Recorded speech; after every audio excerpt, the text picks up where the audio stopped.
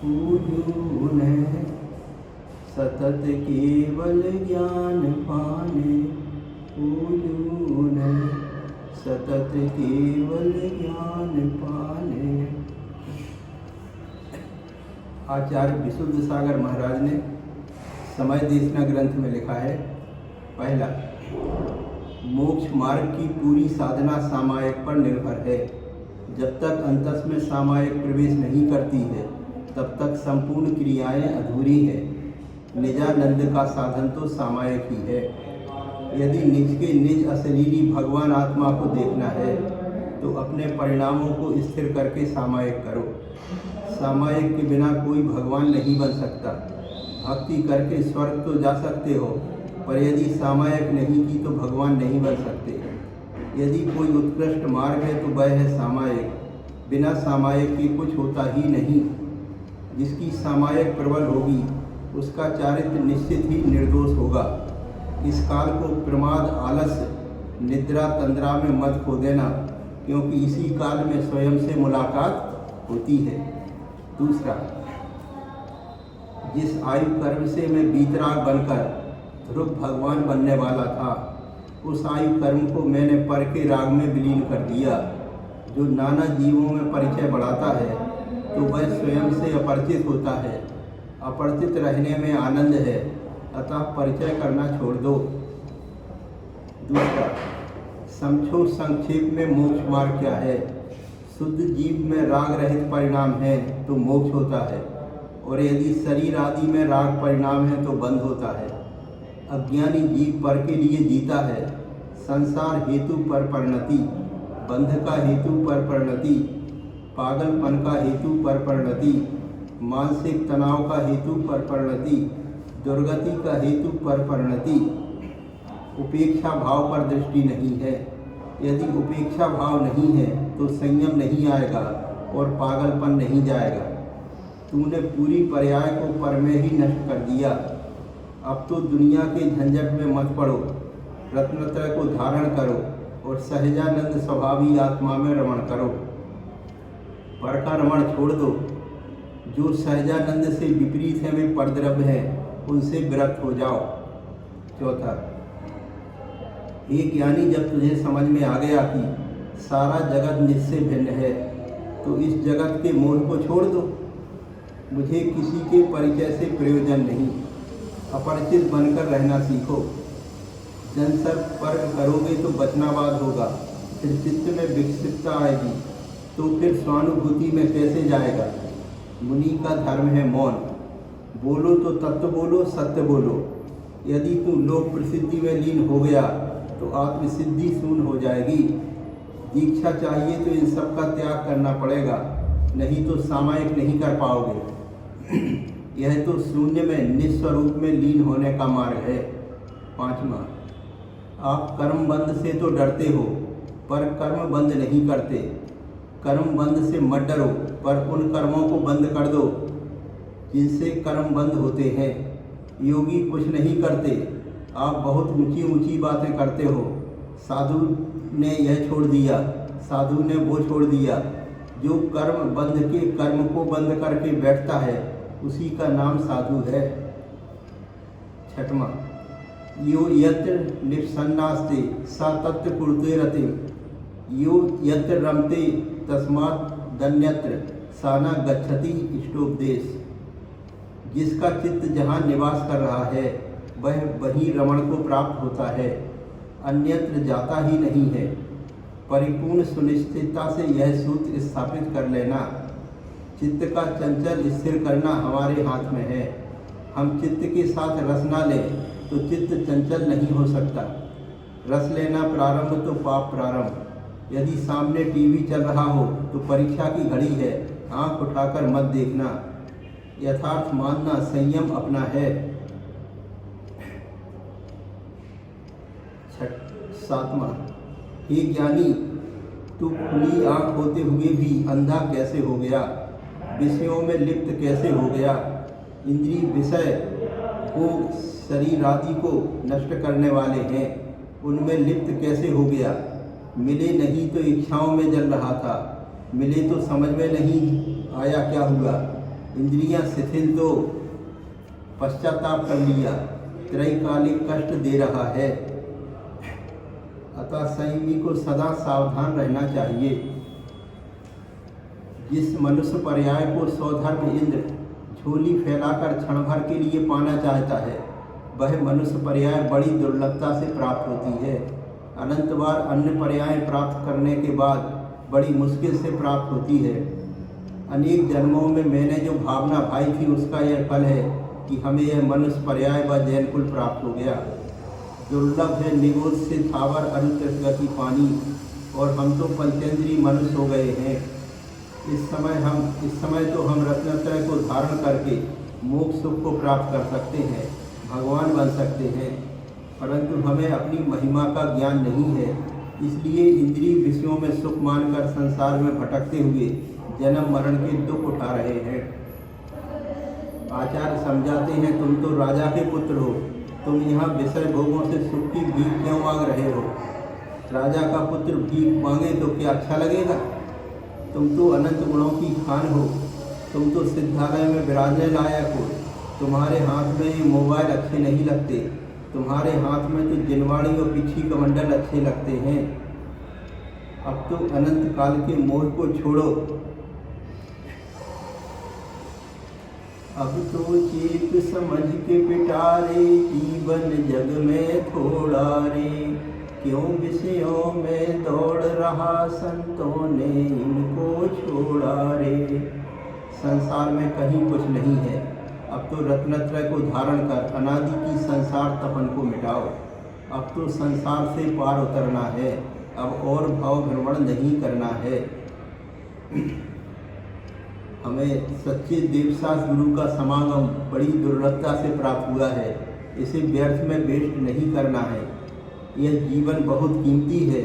अतः संसार भ्रमण से बचने के लिए रत्नत्रय को धारण करो। वही भव्य जीव जन्म मरण रूप संसार से मुक्त होकर मोक्ष के अनंत सुख को प्राप्त कर सकता है, जो निरंतर आत्म ध्यान में लीन रहकर वेद विज्ञान के द्वारा आत्मा मंदिर में प्रवेश करता है, विषय विकारों में जाते हुए मन को रोकता है तथा उच्च चारित्र को पालता है। जब यह आत्मा रत्नत्रय को धारण कर समस्त कर्मों से छूट जाता है तो अनंत काल के लिए अनंत सुखी हो जाता है। हे जीव, तुम अपने आत्मस्वरूप का ख्याल कर और जो सारे विकल्प बने हुए हैं उनको भुला दे तो तेरा हित होगा। यदि तुझे शांति चाहिए तो तू इस दुनिया से आंखें मींच ले। ऐसा जान कि इस दुनिया में मेरा पहचाननहार दूसरा कोई नहीं है। पर मैं अभेद बुद्धि ही समस्त दुखों की जड़ है और आत्मा में अभेद बुद्धि ही समस्त सुखों की जड़ है। अतः शरीर से एकत्व छोड़ो और आत्मा में एकत्व करो। जो अपने को शरीर से भिन्न नहीं मानते, वे अपने अंतस्तत्व को स्पर्श करने के पात्र नहीं होते। अतएव ज्ञान का प्रथम द्वार बताया है कि अपनी आत्मा को शरीर से भिन्न जानो। आचार्य अमृतचंद स्वामी ने लिखा है, भेद विज्ञानता सिद्धा सिद्धा एकिल केचिन, अस्यैव भाव तो बद्धा बद्धा एकिल केचिन। जितने भी जीव सिद्ध हुए हैं वे भेद विज्ञान से ही सिद्ध हुए हैं, और जितने जीव संसार में रुल रहे हैं वे भेद विज्ञान के अभाव से ही संसार में रुल रहे हैं। पर से एकत्व ही समस्त दुखों का कारण है। पर में जब तक एकत्र रहेगा तब तक आकुलता ही रहेगी। जीव के साथ कभी पर नहीं लगता और अजीब के साथ कभी स्व नहीं लगता। यदि जीव होगा तो पर नहीं लगेगा और अजीब होगा तो कभी स्व नहीं लगेगा। यदि शरीर आदि जो अजीब हैं उनमें स्व लगाओगे तो कभी दुख दूर नहीं होगा, क्योंकि वह कभी स्व नहीं है, वह हमेशा पर है। और यदि आत्मा के साथ परायापन करोगे तो कभी सुख नहीं होगा। अतः दुख दूर करने के लिए सबसे पहले स्वपर का भेद ज्ञान करना चाहिए।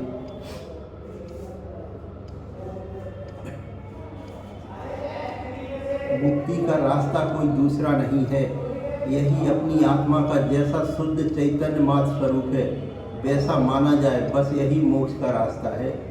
मनुष्य भाव में तो आत्महित का कार्य अवश्य ही कर लेना चाहिए। इसके बिना सब व्यर्थ है, संसार का कारण है, उसमें कुछ सार नहीं है। स्वभाव का आश्रय करना, अपनी आत्मा के शुद्ध स्वरूप का परिचय होना, इससे बढ़कर दुनिया में कोई संपदा नहीं है। ज्ञानानंद स्वभावी आत्मा में अपनापन करो तो सुख का अनुभव होगा। यदि शरीर में अपनापन चला जाए तो 24 घंटे आनंद है, लेना एक न देना दो। मैं तो स्पर्शी अरूपी हूँ, मैंने कभी इसे छुआ भी नहीं है। इसमें रहते हुए भी मेरा इससे कोई नाता नहीं है, इससे मेरा कोई अपनापन नहीं है। घाटे का सौदा है अपने को शरीर मानने में। मौत लगी है 24 घंटे और आत्मा मानने में अमरता है 24 घंटे। अमर हैं हम, कभी मरेंगे नहीं। शरीर में रोगों का डर है पर आत्मा में कोई रोग ही नहीं है। मैं तो अरूपी हूँ, मेरा किसी के साथ कोई संबंध नहीं। अपने परिणामों को अंदर ले जाओ, उसी से ज्ञानानंद की प्राप्ति होगी। शरीर को अपना मानना मूर्खता है। जब आप ज्ञानानंद स्वभावी आत्मा हो तो आपका दुखी होना मूर्खता को दर्शाता है। आत्म स्वभावम प्रभाव भिन्नम, आत्मा का स्वभाव प्रभावों से भिन्न है। आत्मा स्वयं आनंद का धाम है। आँखी मत उठाओ किसी की तरफ, कहाँ की चाहना कहाँ की कामना। जब मेरे घर के अंदर सब कुछ भरा हुआ है फिर मैं क्यों झांकूं बाहर, पर पदार्थों में सुख मानूं। जब इस जीव को पर पदार्थों से भिन्न आत्मा की जब तक इस जीव को पर पदार्थों से भिन्न आत्मा की सच्ची श्रद्धा नहीं होगी तब तक मोह मदिरा के नशे में अपने को भूला हुआ पर पदार्थों, स्त्री, धन, परिवार आदि में ये मेरे थे, मैं इनका स्वामी हूँ, अथवा भविष्य में मैं इनका स्वामी होऊंगा। इस प्रकार भूत, वर्तमान व भविष्य के संकल्प विकल्प के झूले में झूलता रहता है और कर्मों का आश्रय बंध करता रहता है। श्री सहजानंद वर्णी जी ने लिखा है, तुम बाह्य पदार्थों को अपना सर्वस्व ना मान, क्योंकि उनसे तेरा हित नहीं होगा। तुम अपने आत्मस्वरूप का ख्याल कर, सारे विकल्प जो बने हुए हैं उनको भुला दे तो तेरा हित होगा। आत्मी आनंद अपने ज्ञान रस से आता है, बाहरी पदार्थों से नहीं आता। ये बाहरी पदार्थ तो दुख के ही कारण हैं। आप और हम स्वयं कल्प वृक्ष या चिंतामणि है, जैसा मानो तैसा बन जाओ। अब बताओ कि शुद्ध बनना चाहते हो या अशुद्ध बनना चाहते हो। यदि हम अपने को अशुद्ध देखना चाहें तो अशुद्ध बने रहेंगे, और यदि हम अपने को शुद्ध देखना चाहें तो शुद्ध बन जाएंगे। मैं शुद्ध चैतन्य मात्र हूँ, मुझ में कोई बखेड़ा नहीं, मुझ में किसी दूसरे का अस्तित्व नहीं। मैं अपने ही तत्व में हूँ, ज्ञान में हूँ, सबसे निराला हूँ। जहाँ इस केवल की भावना की तो केवल ही रहोगे। केवल रह जाने का नाम भगवान है। अपने को केवल देखो तो केवल बन जाओगे, और दूसरा रूप देखोगे तो दूसरा रूप बन जाओगे। जैसा अपने को देखोगे वैसा अपने को बना लोगे। अत्यंत कठिनाई से यह मौका तेरे हाथ आया है, इसलिए किसी प्रकार से भी मरकर भी उस परम तत्व की प्राप्ति कर ले। यदि अगले जन्म पर छोड़ेगा तो फिर से अनंत जन्म लेने पड़ेंगे। सुख तो एक परम समाधि दशा में है। सबसे हट गए, विकल्पों से परे हो गए, ज्ञान ज्योति मात्र अपना अनुभव कर लिया तो समझो कि आनंद का मार्ग मिल गया। आनंद पर वस्तु से नहीं मिलेगा। राग छोड़ दो तो आनंद मिल जाएगा। जब तक राग है तब तक बंधन है, और राग छोड़ दिया तभी बंधन छूट गया। आचार्य समझाते हैं, अरे मिथ्यात्व मिल के कारण वस्तु स्वरूप को ना देखने वाले आत्मानुभव से शून्य जीवो, तुम पर पदार्थों में रागी हुए अनादिकालीन संसार से पर पद पर सदा उन्मत्त बने, जिस चतुर्गति संसार पर्याय में लीन हो। पद पद पर जिस सदा उन्मत्त बने, जिस चतुर्गति संसारी पर्याय में लीन हो, वह तुम्हारा स्थान नहीं है, नहीं है। अतः जागो जागो, यहाँ आओ। तुम्हारा पद यह है जहाँ चैतन्य धातु द्रव्य भाव रूप परम शुद्ध अपने चैतन्य रस से भरी प्राप्त होती है। छैडाला ग्रंथ में लिखा है, कहा रचो पर पद में न तेरो पद यह है क्यों दुख सहे, अब दौड़ सुखी स्वपद रत दाव मत चूको यह। आत्मा में उत्कृष्ट आनंद भरा है।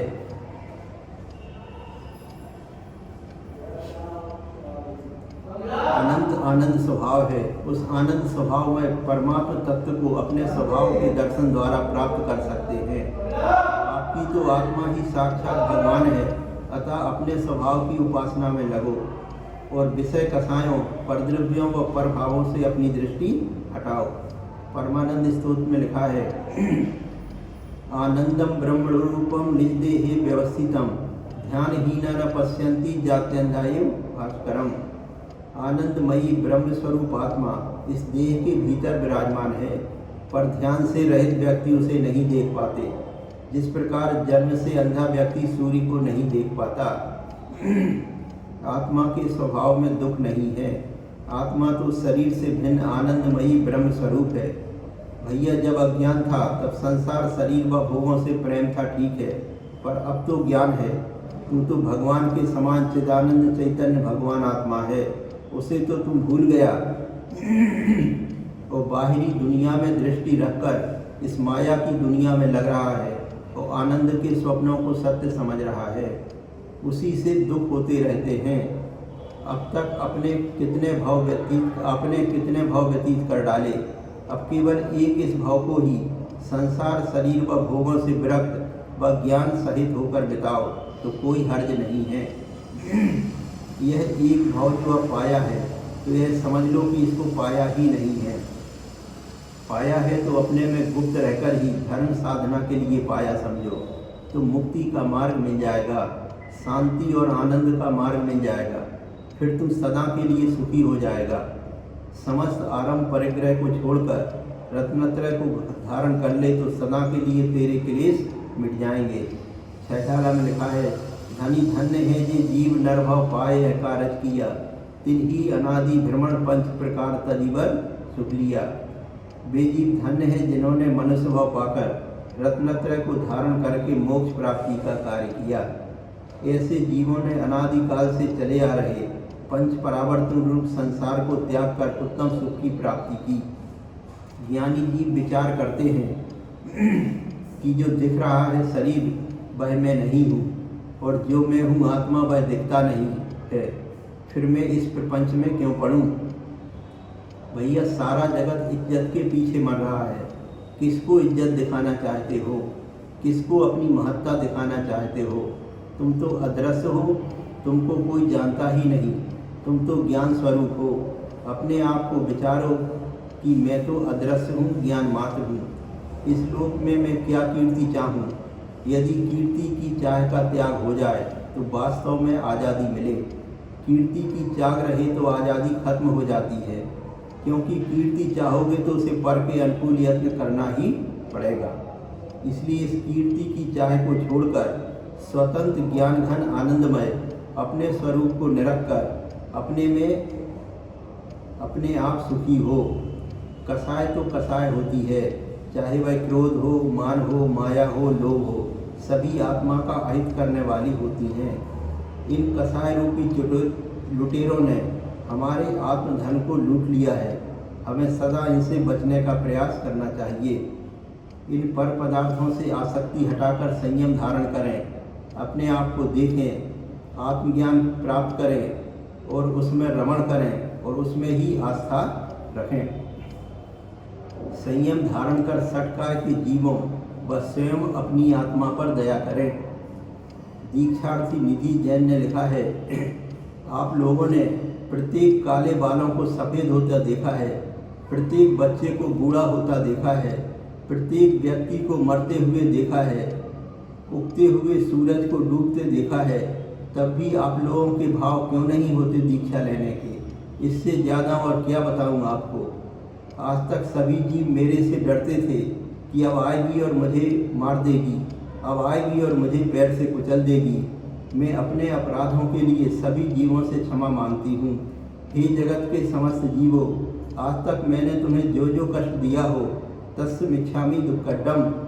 आज मैं जितना हो सके उतने पवित्र भावों से, हृदय के अत्यंत विशुद्ध अंतःकरण से सभी को अभय दान दे रही हूँ तथा आज मैं प्रतिज्ञा कर रही हूँ, करेमि भन्ते सामाय्यम सब सावज्योगम पच्यखामि जावत जीवम तिभेणे मनसा बस्सा कायणे ना करेमि ना कारेमि ना अर्णम करंतम पी समण मणामि तस् भन्ते परिक्मामि निंदामि गर्हामि अपाड़म और हमें बड़ी दुर्लभता से सच्चे दीपशास्त्र गुरु का सानिध्य प्राप्त हुआ है। इसे व्यर्थ में वेस्ट मत कर देना।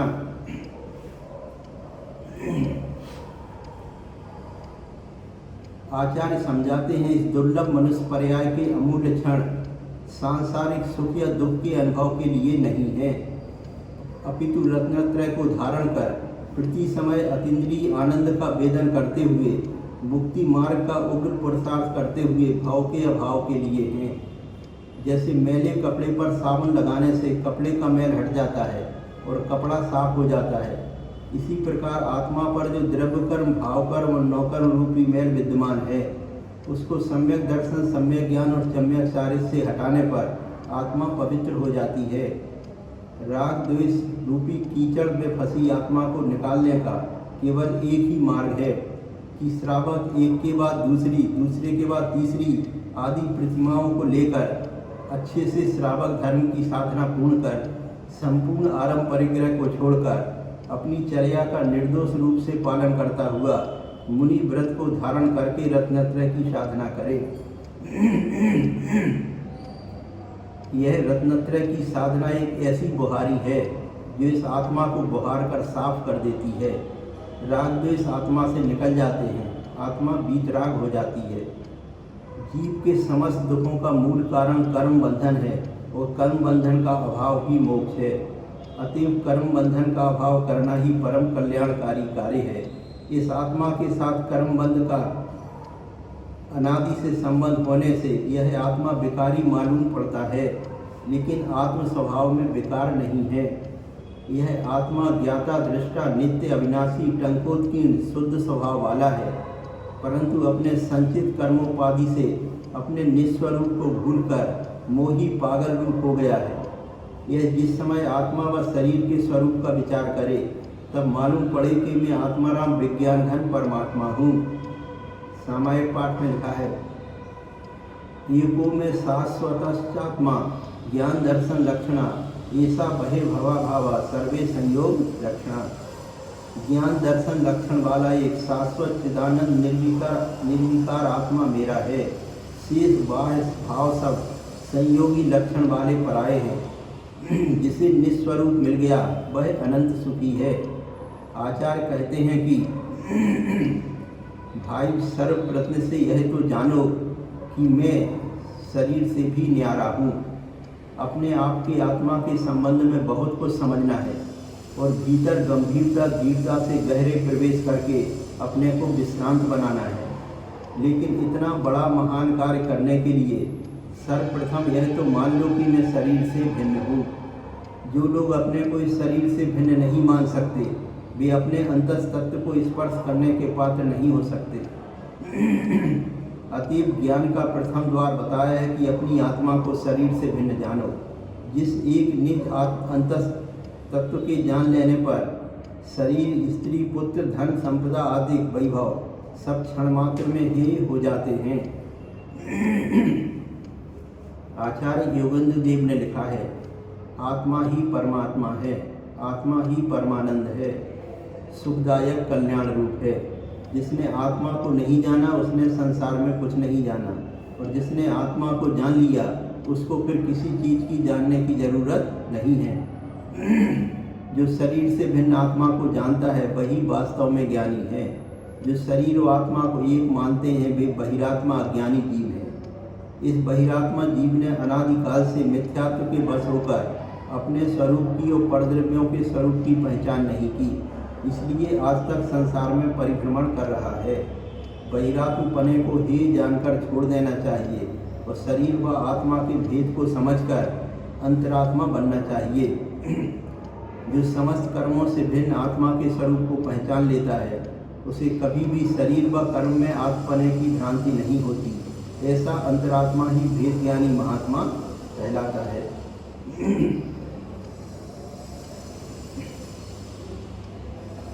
यदि यह आत्मा राग द्वेष मोह को छोड़कर अपनी ओर देखे जाने तो अनुपम आनंद का अनुभव हो।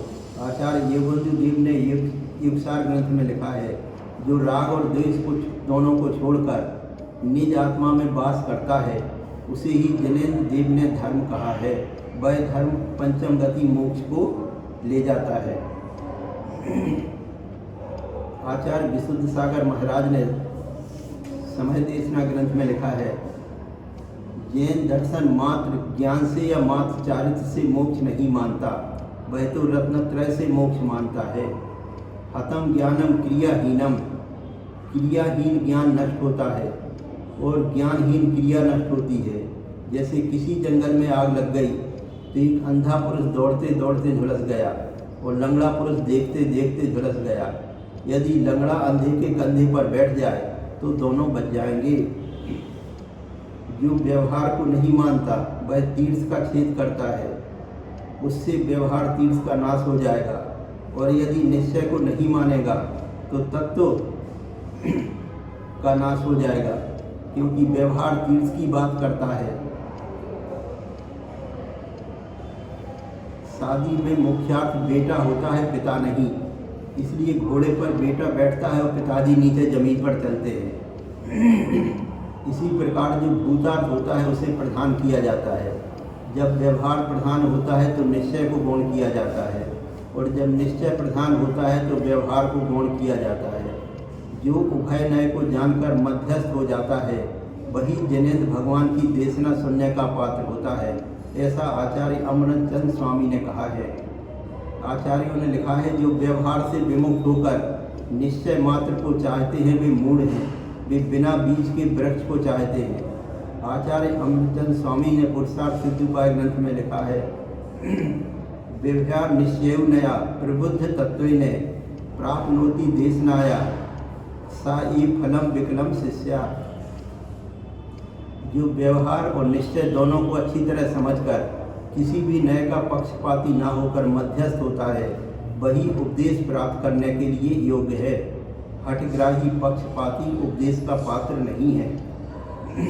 पंडित बनारसी दास जी ने लिखा है, जो बिन ज्ञान क्रिया अवगा है, जो बिन क्रिया मोह पद चाहे, जो बिन मोह कहे में सुखिया, सो अजान मूलन में मुखिया। मूर्खों के सरदार तीन प्रकार के होते हैं। एक वे जो बिना ज्ञान के क्रियाएं करते हैं, दूसरे वे जो बिना चारित्र के मोक्ष हो जाएगा ऐसा मानते हैं, और तीसरे वे जो कहते हैं हम तो यहीं पर सुखी हैं, मोक्ष जाने की क्या जरूरत है। वह मूर्खों का सरदार है।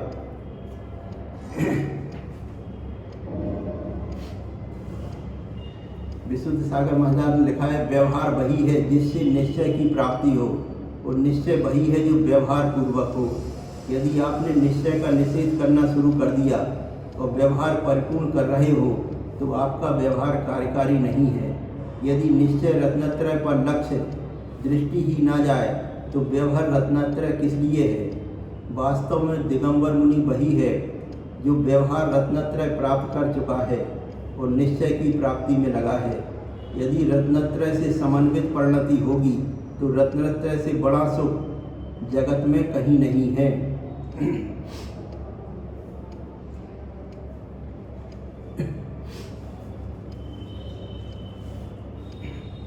पर से एकत्व ही अनादिकालीन रोग है और उसी का इस जीव को दुख है, तथा पर से विभक्त भेद विज्ञान उस दुख को दूर करने का उपाय है। यह जीव जिस पर्याय में जाता है उसी रूप अपने को समझने लगता है, उसी पर्याय में एकत्व कर लेता है, और यह एकत्व इतना घनीभूत होता है कि मेरी सत्ता इससे अलग है। यह जीव सोच ही नहीं पाता है जीवन भर। जिस मनुष्य पर्याय को पाने के लिए स्वर्ग के देव भी तरसते हैं, उसे यह शरीर भी उसकी पर्यायों में की सेवा में ही समाप्त कर देता है। मैं सुखी दुखी में रंग राव, मेरे धन ग्रह गोधन प्रभाव, मेरे सुख दिए में सबल दीन, बेरूप स्वभ मूरख प्रवीण। मिथ्यात्व के कारण यह जीव शरीर के सुखी दुखी होने पर मानता है कि मैं सुखी हूँ, मैं दुखी हूँ, मैं गरीब हूँ, मैं धनी हूँ, धन मेरा है, गाय बैल मेरे हैं, मेरा बड़ा प्रभाव है, पुत्र मेरे हैं, स्त्री मेरी है, मैं बलवान हूँ, मैं निर्बल हूँ, मैं कुरूप हूँ, मैं सुंदर हूँ, मैं मूर्ख हूँ, मैं चतुर हूँ, ऐसा मानता है।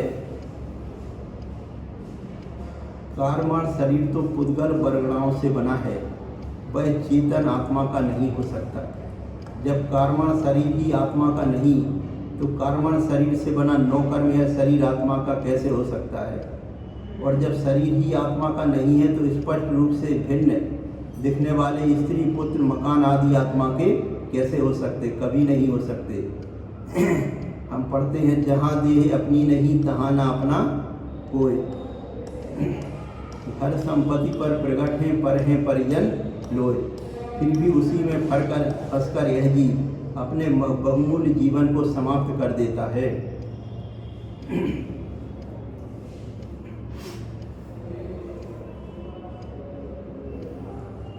शरीर से यह एकत्व ही रोग और समस्त दुखों का घर है। अतः शरीर से एकत्व को दूर करो। शरीर जड़ है और आत्मा चेतन है। यह रूपी है और मैं अरूपी हूँ। दोनों का एक क्षेत्रावगाह संबंध होने पर भी एक नहीं हो सकते, वे भिन्न भिन्न ही है। यदि शरीर में एकत्व बुद्धि छूट जाए तो अनंत कष्ट दूर हो जाए। निज को निज पर को पर जान, फिर दुख का नहीं लेस निदान। छह ढाला में संसार भ्रमण का कारण बताया है। ताही सुनो भई मन थे रान, जो चाहो अपना कल्याण। मोह महामत पियो अनादि, भूल आपको भरमत वादी। इस जीव ने अनादिकाल से मोह रूपी शराब पी रखी है, इसलिए अपने को भूलकर शरीर में अपनापन करता है, वो व्यर्थ में संसार में भ्रमण करता है। यदि शरीर के साथ अपनापन करोगे तो दुख कभी दूर नहीं होगा, क्योंकि वह कभी स्व नहीं है, हमेशा पर है। और यदि आत्मा के साथ परायापन करोगे तो कभी सुख नहीं होगा। अतः अपनी मान्यता को बदलो। मैं शरीर नहीं हूँ, मैं आत्मा हूँ। मान्यता का परिवर्तन ही संसार की सबसे बड़ी क्रांति है। मान्यता बदलते ही मोह समाप्त हो जाएगा। मोह तो धोखा है और यही संसार भ्रमण का कारण है। सकल दुखों और संसार भ्रमण का मूल कारण शरीर को अपना मानना है। जितना जितना शरीर को अपना मानोगे उतना उतना राग बढ़ता जाता है, और जितना जितना शरीर को आत्मा से भिन्न मानोगे तो राग पिघलने लगेगा। जड़तन में आत्मत्व बुद्धि ही सकल दुखों की है दृढ़भूत। इस जड़ देह में आत्मबुद्धि ही अनंत कष्टों की एकमात्र मजबूत जड़ है। जहाँ इस शरीर को माना कि यह मैं हूँ, तहाँ ही इसके सारे नटखट अटपट चलने लगे। इस शरीर में पाई जाने वाली इंद्रियों में इसकी प्रीति जगी तो रिश्तेदारी शुरू हो जाती है। बाहरी पदार्थों का समागम शुरू हो जाता है, उनमें इसका लगाव होने लगता है। देखो, देखने में गलती जरा सी ही लगती है, बल्कि यूँ लगता है कि मैं कोई गलती ही नहीं कर रहा हूँ। मगर उस जरा सी गलती का दंड क्या मिल रहा है कि कीट पतंग, पशु पक्षी, पेड़ पौधे, नारकी आदि नाना योनियों में जन्म मरण के चक्कर लगाना पड़ रहे हैं। यदि शरीर से एकत्व छूट जाए और आत्मा में एकत्व हो जाए तो अनंत कष्ट दूर हो जाए। यदि एक बार शरीर से कट्टी कर लो तो शरीर मिलना बंद हो जाएगा, और यदि शरीर से दोस्ती करोगे तो शरीर मिलता रहेगा और चारों गतियों का भ्रमण चलता रहेगा। ये त्रिभुवन में जीव अनंत सुख चाहें दुखते भयबंद, ताते दुखारी सुखकारी कहें सी गुरु करुणाधार। छह ढाला। तीन लोक में अनंत जीव हैं, वे सभी सुख चाहते हैं और दुख से डरते हैं, पर वे सच्चे सुख का स्वरूप नहीं जानते, उसे प्रकट करने की विधि भी नहीं जानते। जिसे आप चाहते हैं उसे जब आप जानते ही नहीं तो वह कैसे प्राप्त होगा। छह ढाला की तीसरी ढाल में सच्चे स्वरूप सुख का स्वरूप और उसे प्राप्त करने की विधि बताई है। आत्म को हित है सुख सो सुख आकुलता बिन कहिए, आकुलता से माही न ताते सिमग लाग्यो चाहिए। सम्यक दर्शन ज्ञान चरण से मग सो दुविध विचारो, जो सत्यारथ रूप सो निश्चय कारण सो व्यवहारो। आत्मा का हित सुख पाने में है और वह सुख आकुलता से रहित है। आकुलता मोक्ष में नहीं है, इसलिए मोक्ष मार्ग में लगना चाहिए। सम्यक दर्शन, सम्यक ज्ञान, सम्यक चारित्र की एकता मोक्ष मार्ग है। सुख तो आत्मा का स्वभाव है। जिन जिन ने सुख को आत्मा में खोजा वे भगवान बन गए। आप स्वयं विचार करो कि शरीर आदि पर पदार्थों एवं प्रभावों को अपना मानकर संसार में भ्रमण करना है, या इस मिथ्या बुद्धि को छोड़कर रत्नत्रय को धारण कर अनंत काल के लिए अनंत सुख प्राप्त करना है। सम्यक दर्शन, सम्यक ज्ञान, सम्यक चारित्र को रत्नत्रय कहते हैं। रत्नत्रय वह अमूल्य निधि है जिसकी तुलना संसार की समस्त संपदा से भी नहीं की जा सकती। रत्नत्रय को धारण कर लेने पर राग द्वेष मोह का विनाश हो जाता है और राग द्वेष मोह का विनाश होने से दुख का भी विनाश हो जाता है तथा आत्मा में सहज अतीन्द्रिय सुख का संचार होता है। संसार विषम समस्या रूप है। यहाँ हर प्राणी दुखी और संतप्त है। संसार के दुखों से छूटने का एकमात्र उपाय रत्नत्रय को धारण करना है। वही भव्य जीव जन्म मरण रूप संसार से मुक्त होकर मोक्ष के अनंत सुख को प्राप्त कर सकता है, जो निरंतर आत्म ध्यान में लीन रहकर वेद विज्ञान के द्वारा आत्मा मंदिर में प्रवेश करता है, विषय विकारों में जाते हुए मन को रोकता है तथा उच्च चारित्र को पालता है। अतः यदि सुखी होना चाहते हो तो रत्नत्रय को अच्छे प्रकार से समझकर धारण करो। ज्ञानार्णव ग्रंथ में आचार्य सुखचंद महाराज ने लिखा है, तैरेव ही विशीर्यन्ति विचित्राणि बलिन्यपि द्रगमोद संयमम कर्ण निर्णानी शरीर नाम। सम्यक दर्शन, सम्यक ज्ञान और सम्यक चारित्र्य जीवों की नाना प्रकार की बलवान कर्म रूपी बेड़ियाँ टूटती हैं। जब यह आत्मा रत्नत्रय को धारण कर समस्त कर्मों से छूट जाता है तो अनंत काल के लिए अनंत सुखी हो जाता है। हमारा यह जीवन बड़ा कीमती है। अनेक जन्मों में हमने जो यह भावना भाई थी उसका फल है कि हमें मनुष्य पर्याय और जैन कुल प्राप्त हुआ है। इस समय यदि हम रत्नत्रय को धारण कर सके तो यह जीवन सफल समझिए, अन्यथा निष्फल है। परंतु इसके लिए बड़ा बलिदान करना होगा। मोह का, कसायों का, राग भी रहे, तृष्णा भी रहे, बाहरी पदार्थों को देखकर खुश भी होते रहे, उन्हें अपनाते भी रहे और मुक्ति का स्वाद भी ले ले, यह नहीं हो सकता। किसी एक ओर का मार्ग निश्चित कीजिए कि कौन सा मार्ग प्रिय है। यदि मुक्ति का मार्ग प्रिय है तो राग द्वेष मोह व उनके कारणों को छोड़ना होगा। आचार्य योगेंद्रदेव ने लिखा है, येन कसाया भवंती मनस्तम जीव मंचमोहम मोह कसाय विवर्जिता परम प्राप्नोसी संबोधम। हे जीव, जिस मोह से अथवा मोह को उत्पन्न करने वाली वस्तु से मन में कसायों हो, उस मोह तथा मोह निमित्तिक पदार्थ को छोड़। फिर मोह को छोड़ने से मोह कसाय रहित हुआ तू नियम से राग द्वेष रहित ज्ञान को पावेगा। यदि निज को जानना है तो निज पर की सच्ची पहचान करके पर को छोड़ो। मैं कौन हूँ और मेरा सच्चा स्वरूप क्या है, इसकी पहचान जीव ने कभी नहीं की। अनादि से अपने सच्चे स्वरूप को भूलकर जीव ने अपने को शरीर रूप ही मान रखा है। आचार्य समझाते हैं कि कर्म और शरीर अजीब है, जबकि आत्मा चैतन्य स्वरूप है। शरीर को ही जीव मानना मिथ्या मान्यता है। आत्मा का स्वरूप ज्ञान दर्शन उपयोगमयी है। आत्मा के स्वभाव में दुख नहीं है। आत्मा तो ज्ञानानंद व शांति से भरा है। शरीर मूर्त है, आत्मा अमूर्त है। पर अज्ञानी जीव अपनी चैतन्य स्वरूपी आत्मा को नहीं पहचानता और इस जड़ शरीर को ही मैं मान लेता है।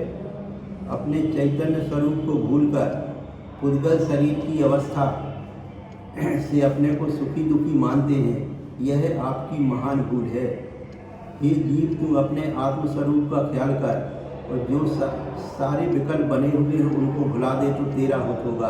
यदि तुझे शांति चाहिए तो तू इस दुनिया से आंखें मींच ले। ऐसा जान कि इस दुनिया में मेरा पहचाननहार कोई दूसरा नहीं है। यदि मनुष्य होकर, जैन होकर भी अजीब से भिन्न अपनी पहचान नहीं की और धन संपत्ति जोड़ने में ही इस दुर्लभ पर्याय को समाप्त कर दिया तो यह स्वयं के प्रति बड़ा अन्याय होगा। आचार्य विशुद्ध सागर महाराज ने लिखा है, पहला,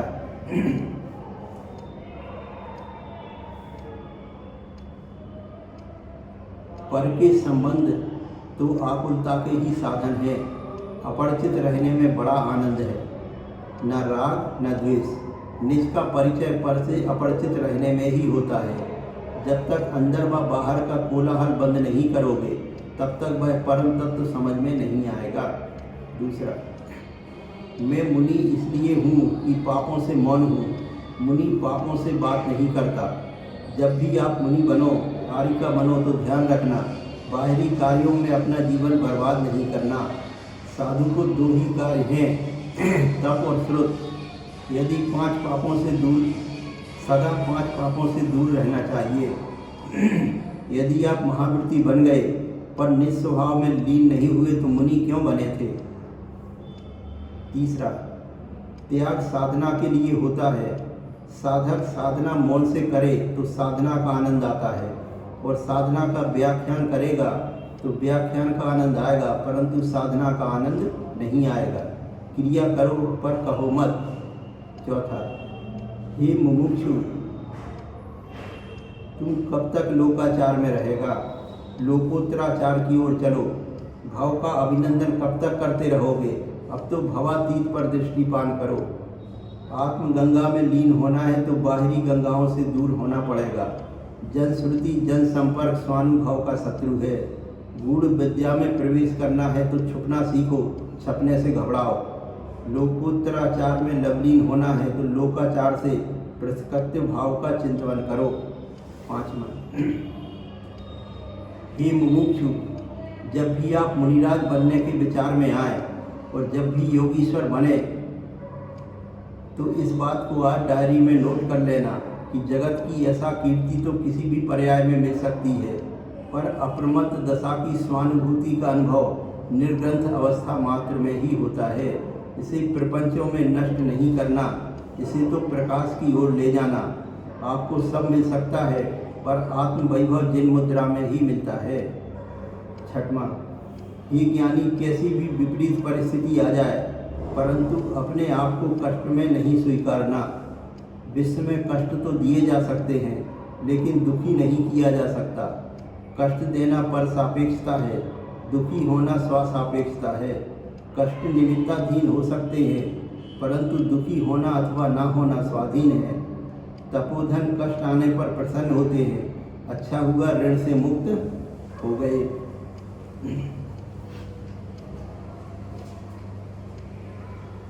शुद्ध आत्मस्वरूप में मैंपना, स्वापना, एकत्वपना करने से जो पहले शरीर में मैंपना था वह दूर हो जाता है। राग द्वेष रूप परिणाम होने पर भी मात्र शुद्धात्मा में ही मैंपना करना और उसका ही चिंतन मना करना सम्यक दर्शन प्राप्त करने की विधि है। परमानंद स्तोत्र में आचार्य महाराज ने लिखा है, द्रव्य कर्म मलय मुक्तम भाव कर्म विवर्जितम नौकर्म रहितम सिद्धम निश्चयेन चिदात्मना। निश्चय नैसे में द्रव्य कर्म भाव कर्म व नौकर्म से रहित चिदानंद चैतन्य भगवान आत्मा हूँ। ऐसी आत्मा को अनुभव में लेकर अपने शुद्ध स्वरूप को पहचानने का प्रयास करना चाहिए। आचार्यों का कहना ही है, आत्माराम यह जय स्वभाव भीतर में विराजमान सबसे पृथक शोभायमान हो रहा है। ऐसा इस देह से पृथक चैतन्य स्वभाव मात्र एक अपने आप को देखो। इस दुर्लभ मनुष्य पर्याय के अमूल्य क्षण क्षणिक सांसारिक सुख या दुख के अनुभव के लिए नहीं है, अपितु प्रति समय अतीन्द्रिय आनंद का वेदन करते हुए भाव के अभाव के लिए हुए। जब जीवों को स्वापर की अर्थात अपना क्या है और पराया क्या है, अपना आत्मा है और आत्मा से भिन्न जो भी पदार्थ हैं वे अपने नहीं हैं, ऐसी श्रद्धा होती है तब उसका जीवन सुधर जाता है। अगर हमको भी अपना जीवन सुधारना है तो हमें दिनवाणी की बात माननी चाहिए, स्वापर की यथार्थ श्रद्धा करनी चाहिए। अनादिकाल से यह आत्मा अपने को भूलकर अनंत दुख उठा रहा है। अपने को पहचानना जानना ही सम्यक दर्शन और सम्यक ज्ञान है तथा अपने में ही लीन हो जाना सम्यक चारित्र है।